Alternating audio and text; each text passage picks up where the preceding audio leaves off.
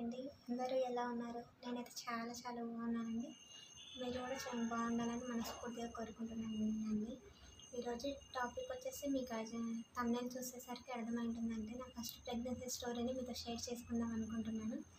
చాలామంది అడుగుతున్నారండి, కామెంట్ చేస్తున్నారు, అక్క మీ ప్రెగ్నెన్సీ స్టోరీని షేర్ చేయండి అక్క అని. ఈరోజు మీతో షేర్ చేసుకుందామని అనుకుంటున్నానండి. ఇంకా నా ఛానల్ని మీరు సబ్స్క్రైబ్ చేసుకోకపోతే సబ్స్క్రైబ్ చేయండి. ఎందుకంటే నా ఛానల్లో చేసే ప్రతి వీడియోస్ మీకు నోటిఫికేషన్ ద్వారా మీకు వస్తాయి. అప్పుడు నా ప్రతి వీడియోస్ అని మీరు చూడొచ్చండి. ఓకే అండి, ఈరోజు టాపిక్లోకి వెళ్దామండి. నాకు 2021లో మ్యారేజ్ అయింది. 2021 ఏప్రిల్లో మ్యారేజ్ అయ్యిందండి. మ్యారేజ్ అయ్యాక లవ్ మ్యారేజ్ అండి. లవ్ అండ్ అరేంజ్ మ్యారేజ్ చేసుకున్నామండి. ఫ్యామిలీ అందరూ ఒప్పుకున్నారు, మ్యారేజ్ చేసుకున్నాం. లైఫ్ చాలా బాగుండేదండి. ఇంకా అలానే మేము లైఫ్ చాలా బాగా ఎంజాయ్ చేసామండి ఆ 3 మంత్స్లో. తర్వాత 4th మంత్లో మ్యారేజ్ అయిన 4 మంత్స్కి మా హస్బెండ్కి నాకు చిన్న ఇష్యూ అయిందండి. ఇంకా ఫ్యామిలీ ఇష్యూ వల్ల ఇంకా నేను యాసిడ్ తాగేసానండి. యాసిడ్ తాగడం వల్ల ఇంకా హాస్పిటల్లో అడ్మిట్ చేశారు. ఇంకా ఆపరేషన్ చేయాలి అని హాస్పిటల్లో డాక్టర్స్ అన్నారండి. మేము ప్రైవేట్ హాస్పిటల్కి వెళ్ళాం ఫస్ట్. ఇంకా అక్కడ బతకదు, చనిపోతారని చెప్పారండి. ఇంకా 70,000 అడిగారు, అమౌంట్ కట్టేసాము. ఇంకా అయినా కూడా బ్లడ్ వామిటింగ్స్ అయ్యి మొత్తం బ్లడ్ వామిటింగ్స్ అంతా అయిపోయిందండి. ఇంకా వెయిట్ 50 kgs to 20 kgsకి వచ్చేసాను 2-3 డేస్లలో. ఇంకా లాస్ట్ డాక్టర్స్ 3 డేస్ తర్వాత చనిపోతుంది అమ్మాయి, ఇంకా యాసిడ్ మొత్తం కడుపులో పేగులు ఇక్కడ గొంతు అంతా కొరికేసింది, ఇంకా చనిపోతుందని చెప్పారండి. ఇంకా అందుకని ఉస్మానియా హాస్పిటల్కి వెళ్ళమని చెప్పారండి. అక్కడికి వెళ్ళి అడ్మిట్ చేశారు డాక్టర్స్. ఇంకా ఏం అడగకుండానే ఇంకా ఫాస్ట్గా ఆపరేషన్ చేశారండి. ఫస్ట్ టైం ఆపరేషన్ చేసి ఇక్కడ గొంతు స్వరం అంతా కడుపు మొత్తం అంతా కాలిపోయిందండి. ఇంకా ఏదో బతుకుతుందో లేదో తెలీదు. ఫస్ట్ అయితే ఆపరేషన్ చేస్తామని ఇంకా అందరితో సంతకం చేయించుకొని చేశారండి. ఆపరేషన్ చేశాక కొంచెం బెటర్ అయ్యాను. ఇంకా అప్పటి నుంచి నోటి ద్వారా ఏం తినేది కదండి నేను అసలు. ఇంకా ఆపరేషన్ అయిపోయాక అందరూ ఫుడ్ తింటూ ఉంటే నాకు చాలా ఆకలేసేది, కానీ ఇక్కడ గొంతంతా కాలిపోవడం ద్వారా ఇంకా అసలు ఉమ్ము కూడా మింగడానికి రాలేకుండే. అందుకని ఇక్కడ కడుపుకి ఆపరేషన్ చేసి చిన్న ట్యూబ్ వేశారు. లిక్విడ్స్, జ్యూస్లు, పాలు, ఫ్రూట్స్ అన్నీ మిక్సీకి వేసి ఇక్కడ ట్యూబ్లో పెట్టేసేవారు. అలానే ఇంకా వెయిట్ కూడా మొత్తం ఇంకా ఆపరేషన్ అయినాక కూడా వెయిట్ 20 kgsకి వచ్చాను. అప్పటికి కూడా చాలామంది బతకదు, గర్భసంచి కాలిపోయిందని ప్రతి ఒక్కరు చెప్పారండి.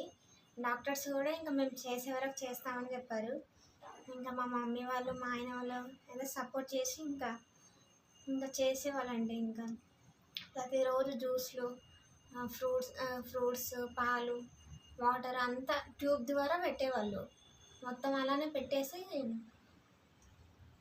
ఇంకా నేను అలానే 1 year అంతా హాస్పిటల్లో ఉన్నాను. 1 year అంతా హాస్పిటల్లో ఉన్నాక 1 year మొత్తం నేను ఫుడ్ నోటి నుంచి ఏం తీసుకోలేదు, ఉమ్ము కూడా వెళ్ళేది కాదండి ఇప్పుడు.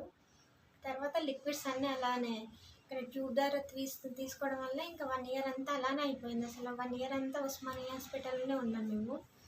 ప్రతిరోజు హాస్పిటల్లో ఉండి మా వాళ్ళు కూడా అండి అసలు ఎంత వీక్ అయిపోయారు. అసలు ప్రతిరోజు నా బాధను చూసి తట్టుకోలేకపోయేది వాళ్ళు కూడా. మా అమ్మ, మా హస్బెండ్ అయితే చాలా అండి నన్ను చూసి ఏడ్చేది. అసలు వాళ్ళని చూసి నేను ఇంకా ఎందుకు బతుకున్నానో, చనిపోతే బాగుండు అనిపించేది ఒక్కొక్కసారి అయితే. ఎందుకంటే ఆ బాధను అనుభవిస్తేనే తెలుస్తుంది అంటారు కదా. నా లైఫ్లో అసలు ఎందుకు అలా అనిపించిందో, ఒక చిన్న గొడవకి నేను యాసిడ్ తాగి చనిపోవాలనుకున్నాను. మా ఆయన నేను ఎంతో ఇష్టపడి మ్యారేజ్ చేసుకున్నాను. సంతోషం ఒక 2-3 months కూడా లేకుండా అయిపోయింది. ఇంకా అలా అయిపోయింది. మళ్ళీ ఇంకా 1 year అయిపోయాక 1 year తర్వాత మళ్ళీ సెకండ్ ఆపరేషన్ చేస్తామని చెప్పారు. కొంచెం బెటర్ అయినాక ఈ స్వరం అంతా డైల్టేషన్ అని చేసేవారు. ఫస్ట్ ఆపరేషన్ అయ్యాక డైల్టేషన్ చేస్తూ ఉంటే ఒక ట్యూబ్ లాంటిది నోట్లో నుంచి పడుకోబెట్టి నోట్లో నుంచి కడుపులోకి వేసేది. అట్లా వేయడం ద్వారా గొంతు సన్నగా కాకుండా కొంచెం అట్లా ఉంటుందని అనేది వేస్తూ ఉంటుండే మంత్లీ. ఇంకా నంబర్స్ ఉంటుండే 8, 9, 10, 11 అని 60 numbers వరకు ఉంటుండే. మంత్లీ వెళ్ళి ఫస్ట్ వీక్లీ వెళ్ళేది, తర్వాత 11, 12 ఆ నంబర్ వచ్చేసరికి ఇంకా మంత్లీ వెళ్ళేది. అట్లా ఒక 5 months, 6 months అయ్యింది. ఇప్పటి వరకు కూడా అవుతుంది. ఇంకా అలా అయిపోయాక 1.5 ఇయర్కి మళ్ళీ ఆపరేషన్ చేశారండి, సెకండ్ ఆపరేషన్. అప్పుడు నోటి ద్వారా ఫుడ్ తినడానికి ఇక్కడ ట్యూబ్ తీసేసి ఇక్కడ మళ్ళీ ఆపరేషన్ చేసేసి నోటి ద్వారా ఫుడ్ తినడానికి ఆపరేషన్ చేశారు. అప్పుడు కూడా ఇంకా రిస్క్ అనే చెప్పారు. అప్పుడు కూడా బతుకుతుందా లేదా అని అసలు ఎవరికి గ్యారెంటీ, డాక్టర్స్ కూడా చనిపోతారని మొత్తానికి ఫిక్స్ అయిపోయారు. అసలు ఇంకా దేవుడి దయ వల్ల ఇంకా బతికానండి. ఇంకా సెకండ్ ఆపరేషన్ అయినాక అప్పుడు కూడా ఒక 3-4 మంత్స్ హాస్పిటల్లోనే ఉన్నాము. ఒక హాఫ్ ఇడ్లీ కూడా తినేది కాదు అప్పుడు, అసలు నోట్లోకి వెళ్ళేది, నోట్లో పెట్టుకుంటే వామిటింగ్ వచ్చేది. ట్యాబ్లెట్స్ అయితే ఇక్కడ గొంతులో ఇరుక్కునేదండి. ఇంకా అలానే ఉండేది. ఇంకా ట్యాబ్లెట్స్ ఏం వేసుకునేది కాదు, వాటర్ కూడా ఒక 1 స్పూను నోట్లోకి వెళ్ళేది కాదు. ఇంకా అలా ఒక ఆపరేషన్ అయిన 1 మంత్ వరకు హాఫ్ ఇడ్లీ, ఒక్క బిస్కెట్ ఉంటుంది కదా, ఒక్కటే అంతే తినేదాన్ని. తర్వాత ఇంకా మెల్లిమెల్లిగా ట్యాబ్లెట్స్, ఆకలి కావడానికి ట్యాబ్లెట్స్ అవన్నీ ఇచ్చారు. అలా ఇంకా కొద్దిగా తినేసాను. ఇంకా అప్పుడు కూడా ఎక్కువ ఫ్రూట్సే తినేది. అట్లా ఫ్రూట్స్ తిని కొద్దిగా ఇంకా వెయిట్ పెరిగాను. ఇంకా నా వల్ల మా మమ్మీ కూడా చాలా సఫర్ అయింది. హాస్పిటల్లో ఉండి నాకు సేవ చేస్తూ తను కూడా హాస్పిటల్లో పడిపోవడం కానీ, కళ్ళు తిరగడం కానీ ఇలా అయిపోయింది. మా హస్బెండ్ చాలా ఎల్ఎన్టీ ఆఫీస్లో వర్క్ చేస్తారు. తను కూడా నా భార్య ఇలా చేసింది కదా, చావు బతుకుల మధ్య ఉందని వదిలేసి వెళ్ళకుండా ఇంకా ప్రేమించారు కదండి, ఇంకా చూసుకున్నారు. మంచి చూసుకున్నందుకు నేను ఇప్పుడు మీ ముందుండి ఇప్పుడు వీడియో చేసి మీతో మాట్లాడుతున్నాను. అసలు దేవుని దయ వల్ల, అసలు అందరి బ్లెస్సింగ్స్ వల్ల. అప్పటికి ఛానల్ స్టార్ట్ చేద్దాం అనుకున్నాము. ఇంకా నాకు హెల్త్ బాగాలేక మళ్ళీ కడుపు నొచ్చేది. ఇంకా కడుపు నొయ్యడం వల్ల కూడా వీడియో చేయడానికి ఉండేది కాదు. ఇంకా రోజు హాస్పిటల్కి వెళ్ళేది, ఉస్మానియాకి, శంషాబాద్ నుంచి ఉస్మానియాకి వెళ్ళేది. అక్కడ ట్యూబ్స్ ముక్కులో నుంచి నోట్లో నుంచి ట్యూబ్స్ వేసేది. నేను ఆ ఫొటోస్ మీతో షేర్ చేసుకుంటాను మధ్యలో. ఇంకా అట్లా అయ్యేదండి. అసలు ఎందుకు తాగాని అనిపించిందో లేదు. నేను మా ఆయనతో చిన్న గొడవ పెట్టుకొని అసలు తాగేసాక ఆయనకు చెప్పాను, ఇట్లా నేను తాగేస్తాను, ఇంకా నువ్వు హ్యాపీగా ఉండవు, నేను చనిపోతాను అని చెప్పేశాను. చెప్పినాక ఇంకా నాకే బాధ అనిపిస్తుంది. ఇంత ఇష్టపడి మళ్ళీ నేను చనిపోతే ఒక్కడు ఎలా ఉంటాడని మళ్ళీ ఒక సైడ్ అనిపిస్తుంది.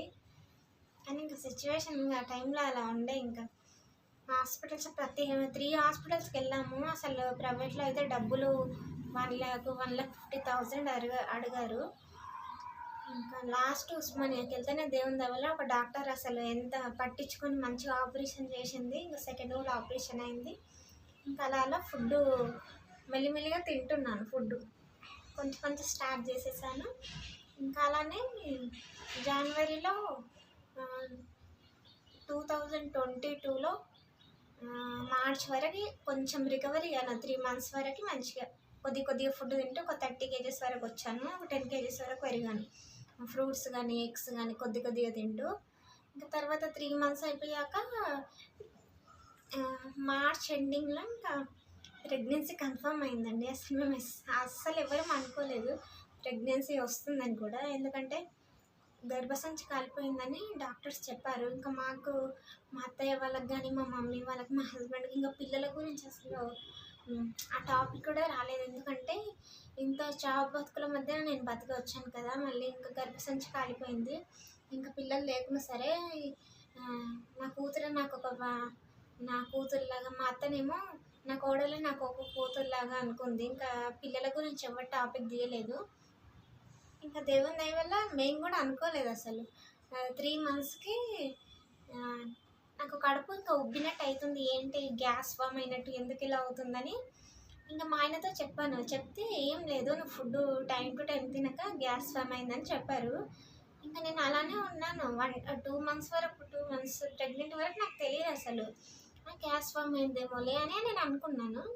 ఇంకా 3rd మంత్లో వామిటింగ్స్ అయ్యాయి. ఎందుకు ఇలా వామిటింగ్స్ అవుతాయి అంటే ఉస్మానియా హాస్పిటల్కి వెళ్ళాము.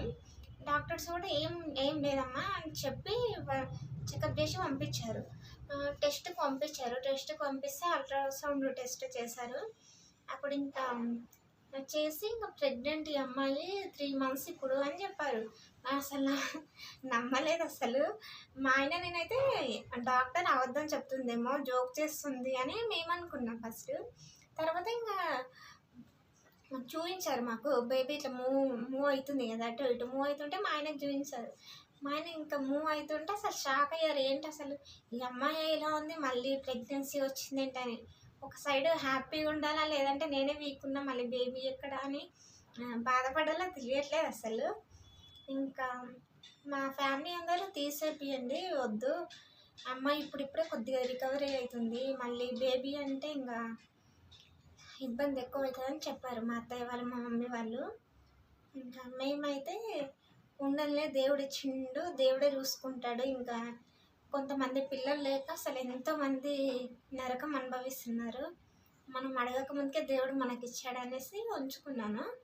ఇంకా అలానే ఫుడ్ తినేది. ఇంకా అలా బేబీ వల్ల కూడా నాకు బెనిఫిట్స్ చాలా. ఎందుకంటే ప్రెగ్నెన్సీలో ఇంకా ఆకలి ఎక్కువ అవుతుంది కదా, 5 months నుంచి అట్లా ఫుడ్ కొద్దిగా తినడం బాగా స్టార్ట్ చేస్తేనే ఇంకా మంచిగా బేబీ కూడా ఎలాంటి ప్రాబ్లమ్స్ లేకుండా ఇంకా నేను కూడా ఫుడ్ తినడం ద్వారా నేను కూడా కొంచెం హెల్తీగా అయ్యాను, మంచిగా అయ్యాను. ఇంట్లో పనులన్నీ నేనే చేసుకునేదాన్ని. ఇంకా అత్తయ్య వాళ్ళు ఊర్లో ఉండేది, మమ్మీ వాళ్ళు ఊర్లో ఉండేది. మేము ఇక్కడ హైదరాబాద్లో ఉంటాము. ఇంకా బట్టలు కానీ గిన్నెలు, ఇంట్లో ప్రతి పని అంతా నేనే చేసుకున్నాను. 9 months డెలివరీ రేపు అవుతుంది అనే టైంకి కూడా అన్నీ నేనే చేసుకున్నాను, ఎలాంటి ప్రాబ్లం లేకుండే. హాస్పిటల్కి జిజికన్ హాస్పిటల్లోనే చూపించుకుంటున్నాను. ఎందుకంటే ఇక్కడ ప్రైవేట్ హాస్పిటల్లో పెద్ద పెద్ద హాస్పిటల్కి వెళ్తే ఇంకా నువ్వు యాసిడ్ కుట్లు ఉన్నాయి కదా, నీకు నార్మల్ అవ్వదు, మళ్ళీ ఇబ్బంది అవుతుందని చెప్పారు. ఇంకా భయం వేసి ఇంకా మేము జిజికన్ హాస్పిటల్కి వెళ్ళండి అని చెప్పారు. జిజికన్ హాస్పిటల్కి వెళ్తే ఇంకా అక్కడనే చూపించుకున్నాం. ఫస్ట్ మంత్ ఇక 3rd month నుంచి డెలివరీ వరకు. ఇంకా అలా మంత్లీ వెళ్ళాను. చూస్తున్నాగానే అసలు 9 months వచ్చేసాయి. ఇంత హ్యాపీగా ఉంది. వన్ సైడ్ ఏమో హ్యాపీగా ఉంది ఎందుకంటే బేబీ వచ్చేస్తుంది, కానీ వన్ సైడ్ ఏమో బాధగా ఉంది ఎందుకంటే ఈ కడుపుకంతా కుట్లే ఉన్నాయి. కడుపు నుంచి ఇక్కడ కడుపుకంతా కుట్లే ఉన్నాయి. నార్మల్ అవుతుందా లేదా, సిజేరియన్ అయితే మళ్ళీ స్టిచ్చెస్ వేస్తారు, ఇంకా ఇబ్బంది అవుతుందని ఫ్యామిలీ అందరూ భయపడుతున్నారు. ఇంకా దేవునికి మొక్కుతున్నారు మంచిగా నార్మల్ కావాలి, తల్లికి బిడ్డకి ఏ ప్రాబ్లం ఉండదని అందరూ ఇంకా ఫ్యామిలీ అందరూ దేవునికి కోరుకుంటున్నారు. 9 months పడింది. 9 months పడ్డాక ఒకసారి చెకప్కి వెళ్తాం నేను మా మమ్మీ. చెకప్కి వెళ్ళాక డాక్టర్స్ 9 months పడ్డాక చెక్ చేస్తారు కదండి, ఇట్లా చేయి పెట్టి ఫింగర్స్తోనే చెక్ చేశాక ఇంకా 2-3 daysలో డెలివరీ అవుతుంది అని ఇంకా పంపించారు ఇంటికి. చెకప్ అయిపోయినాక ఇంకా ఇంటికి వచ్చేస్తాను. ఇంకా ఆ డేలో చిన్నగా పెయిన్స్ వస్తున్నాయి. అసలు నాకు ఫస్ట్ ప్రెగ్నెన్సీ కదా, తెలీదు. ఇంకా మా మమ్మీ ఇంటికి వెళ్ళింది మళ్ళీ వస్తానని. చిన్నగా పెయిన్స్ వస్తే ఇంకా ఏం కాదులే అని నేను అలానే ఉన్నాను. కానీ ఆ పెయిన్స్, ఆ చిన్న పెయిన్ తట్టుకోలేకపోతున్నామండి. మన అమ్మని ఒక్కసారి ఎంత తిడతామో అసలు, వాళ్ళు మనం ఎంత భరించి 9 నెలలు మోసుకని ఇలా చేస్తే మనం మాత్రం వాళ్ళని ఒక్కొక్కసారి తిడుతూ ఉంటాం. వాళ్ళకి ఎంత బాధ అనిపిస్తుంది కదా. అప్పుడు మనకు తెలియదు నిజంగానే. మనము ప్రెగ్నెన్సీ పిల్లల్ని కన్నాక అప్పుడు ఆ కనే టైంలో మనకు అర్థమవుతుంది. ఎందుకంటే ఆ బాధ ఏంటి, ఎలా ఉంటుంది అసలు, ఆ టెన్షన్, ఆ టైంలో అసలు బాగా పెయిన్స్ కానీ ఎంత భరించలేకపోతాము. అప్పుడు మా మమ్మీ నా వెనకాలే ఉంది. ఇంకా డే అంతా చూసాక ఇంకా పెయిన్స్ వచ్చాయి. ఇంకా హాస్పిటల్కి వెళ్ళాము, అంబులెన్స్కి బుక్ చేసుకొని మా హస్బెండ్, మా మమ్మీ, నేను వెళ్ళాము. వెళ్తే ఇంకా సాటర్డే వెళ్ళాము చెకప్కి. సాటర్డే మార్నింగ్ వెళ్ళి వచ్చేసాము. మళ్ళీ సాటర్డేనే ఈవినింగ్ వెళ్ళాము. వెళ్తే ఇంకా డాక్టర్స్ ఇంకా టైం ఉందమ్మా నీకు, 1 week ఉంది అని చెప్పారు డాక్టర్స్. ఇంకంటే పెయిన్స్ వస్తున్నాయని అడ్మిట్ చేసుకున్నారు. సరే చూద్దాంలే అని. ఇంకా సాటర్డే అయినా పెయిన్స్ వస్తున్నాయి కానీ అసలు ఎంత తట్టుకోలేకపోతున్నానండి. బ్యాక్ పెయిన్, కడుపు నొప్పి ఎంత వస్తుందంటే చాలా. అసలు నాకైతే పిల్లలే వద్దనిపించింది. ఎందుకంటే పెయిన్ అసలు అంతలా ఉంది. నాకు ఫస్ట్ సెకండ్ ఆపరేషన్ అయినప్పుడే పెయిన్స్ మరి చాలా ఉంది. అసలు నేను నా వెయిట్ లాస్ అయిపోయినంత బాడీ అంతా వీక్ అయిపోయింది. అసలు చాలా వీక్ అయిపోయాను. ఇక్కడ మత్తు ఇంజెక్షన్ ఇస్తారు కదా, దానివల్ల కూడా చాలా వీక్ అయిపోయాను. అట్లా వీక్ అవ్వడం వల్ల కూడా బాడీ బోన్స్ అంతా కూడా చాలా పెయిన్స్ వస్తాయి అంతా. ఇంకా దాంట్లో ప్రెగ్నెన్సీ టైంలో బాడీ పెయిన్స్ వస్తున్నాయి. ఒక సైడ్ ఎలా అంటే సుత్తితో కొడితే ఎంత పెయిన్ వస్తుంది అలా వస్తుంది పెయిన్స్. ఇంకా నాకు ఎలా పెన్స్ తీయాలో తెలీదు. ఇంకొకటి ఆ పెన్స్ భరించలేక అటు ఇటు తిరుగుతున్నా. నా ముందొచ్చే వాళ్ళందరూ ఇలా డెలివరీ అయ్యి బేబీస్‌ని తీసుకొని వెళ్ళిపోతున్నారు. నేను వాళ్ళని చూస్తూ కూర్చున్నాను. హాస్పిటల్ ఇంక అలా అయ్యి ఇంకా నైట్ 12, 2కి అయ్యింది. సండే ఇంకా 2 మినిట్స్ తక్కువ సండేలకొచ్చింది. సండేలో అయింది. బాబు 1 వీక్ ఫాస్ట్‌గా పుట్టాడనేసి గ్లాస్‌లో పెట్టారు. నేనప్పుడు యాసిడ్ తాగినాక పీరియడ్స్ అవ్వట్లేదు. 1 ½ ఇయర్ పీరియడ్స్ అవ్వలేదు. పీరియడ్స్ అవ్వకుండానే ప్రెగ్నెన్సీ వచ్చింది దాంట్లోనే. ఇట్లా నాకు డేట్ కూడా తెలీదు. ఎప్పుడు ఇట్లా ప్రెగ్నెన్సీ ఎప్పుడొచ్చింది, ఎన్ని మంత్స్ అయిందని కూడా తెలీదు. ఇక రిపోర్ట్స్‌లో వీక్స్ ఉంటాయి కదా! దాన్ని చూసి క్యాలిక్యులేట్ చేసుకున్నాము. ఇంకా 1 వీక్ ఫాస్ట్‌గా పుట్టారు. బాబుకి జాండీస్ వచ్చాయని పసకలు వచ్చాయి కదా! అని గ్లాస్‌లో పెట్టారు. 3 డేస్ పెట్టారు. మళ్ళీ నాకిచ్చారు.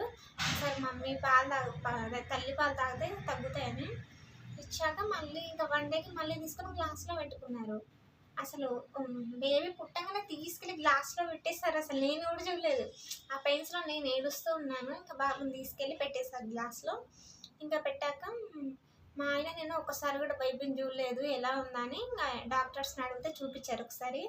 ఇంకా 3 డేస్కి ఇచ్చారు. మళ్ళీ తీసుకొని మళ్ళీ 2 డేస్ అయినాక మళ్ళీ ఇచ్చారు. ఇంకా వెళ్ళి ఫీడింగ్ ఇచ్చి వచ్చేదాన్ని. బాబు ఫీడింగ్ కూడా తాగకపోదు అప్పుడు అసలు.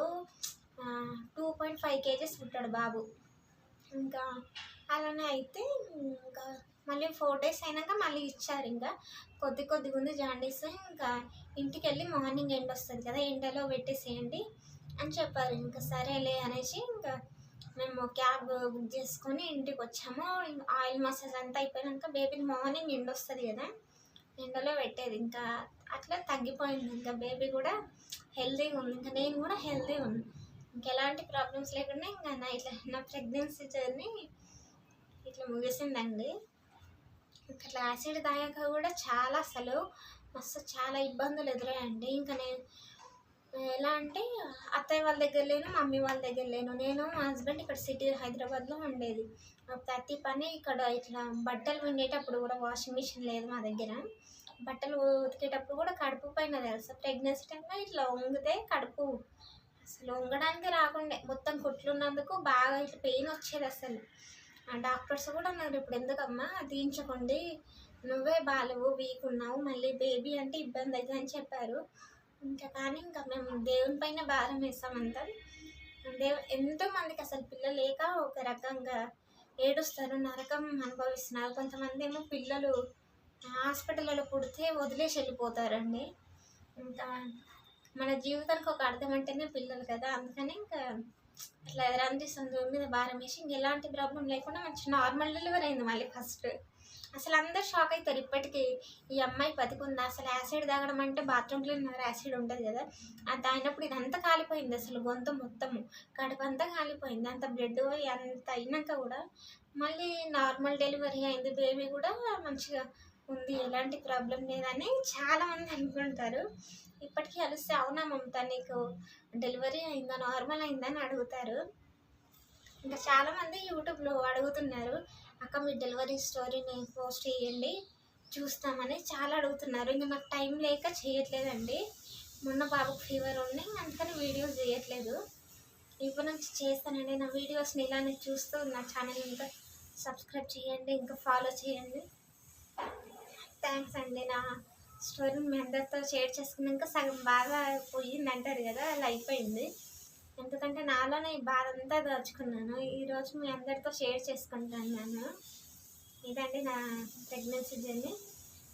మళ్ళీ మరిన్ని వీడియోస్తో మీ ముందుకు కలుస్తాను. Thanks for watching.